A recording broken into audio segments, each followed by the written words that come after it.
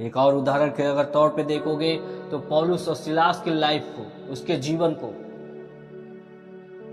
प्रेरित जब 16 उसका 25 से पढ़ोगे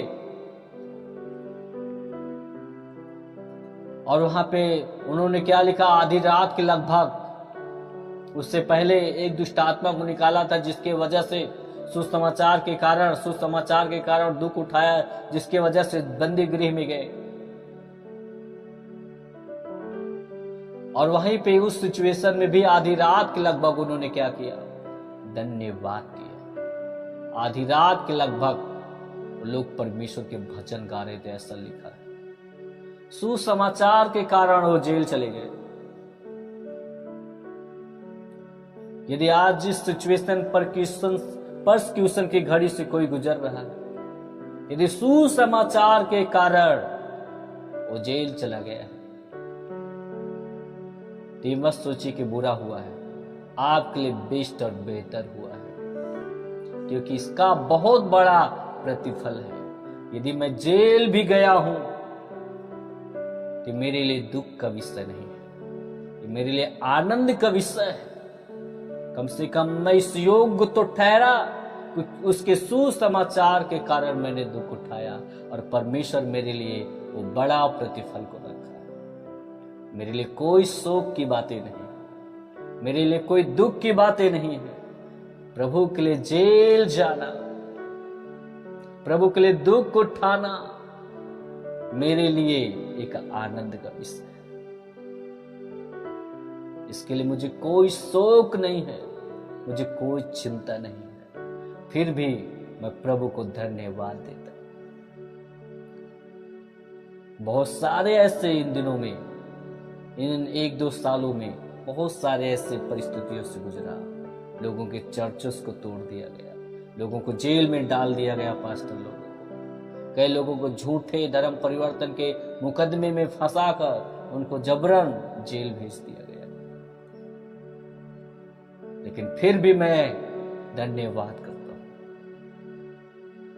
प्रत्येक उन लोगों से जब मिला, फिर भी प्रभु को धन्यवाद किया। कोई भी परिस्थिति हो, आप हार को न मानो, आप निराश मत होइए। बेस्ट और बेहतर होने के लिए जा रहे यीशु मसीह के सामर्थ्य नाम, उसको धन्यवाद करें, उसको महिमा दीजिए, उसको धन्यवाद करें। इस समय यहाँ पे पौलुस और सिलास उस सिचुएशन में क्या कर रहे हैं, आनंद के साथ भजन गा रहे हैं,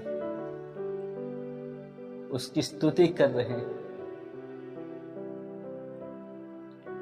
और ऐसे घड़ी में कोई सोच भी नहीं सकता है, जब उन्हें लकड़ी के काट में ठोक दिया गया हो, उनको जब बेंत मारा गया हो, उस सिचुएशन में कोई आराधना करना बड़ा कठिन है। फिर भी उस सिचुएशन में भी रहकर उन लोगों ने धन्यवाद, आराधना, स्तुति करना बंद नहीं किया। पौलुस और सिलास, आज क्या छोटी सी मुसीबत आ गई चर्च में लोगों के, आज धन्यवाद करना भूल गए। वॉलेंटियर्स टाई लगा के, कोट पैंट लगा के बड़ा अच्छा पोजीशन में चल रहे थे। आज क्या हो गया? क्या आप चर्च के साथ खड़े हो? चर्च के साथ आप वफादारी और ईमानदारी के साथ खड़े हो? यही तो परख है,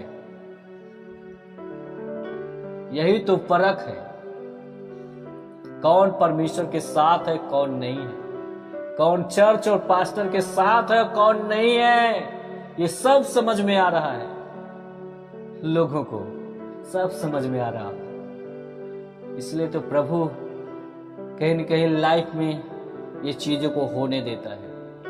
जिनको हम अच्छा समझते हैं, जब ये सिचुएशन आ जाता तब समझ पाते कि जिनको हम अच्छा समझते थे वो विश्वास योग्य न निकले। परमेश्वर आंखें खोलता है जब, इसलिए हर बातों में धन्यवाद करो। जब लाइफ में कुछ आता है, मुसीबतें आती हैं, तो हमारी आंखों को खोलने के लिए प्रभु भेजता है। कुछ ऐसे सिचुएशन को आने देता है जिनको हम अच्छा समझते हैं, वो अच्छे नहीं होते, विश्वास योग्य नहीं होते, वफादार नहीं होते। मैंने बहुतों को देखा है, अपने भी चर्च में और बहुत सारे मिनिस्ट्री में मैंने देखा है, वो विश्वास योग्य न निकले।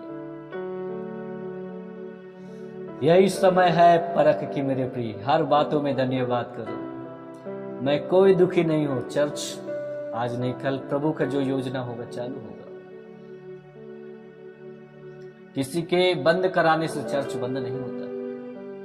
ईश्वर का काम किसी मनुष्य के द्वारा रुकेगा नहीं। ईश्वर का काम वो स्वयं परमेश्वर है, वो सब कुछ बेस्ट करेगा। आज तैयार नहीं हो आप, कोई और तैयार हो निष्ठा करने के लिए, सेवा करने के लिए। जो अंत तक बना और खड़ा रहेगा वो जीवन का मुकुट पाएगा।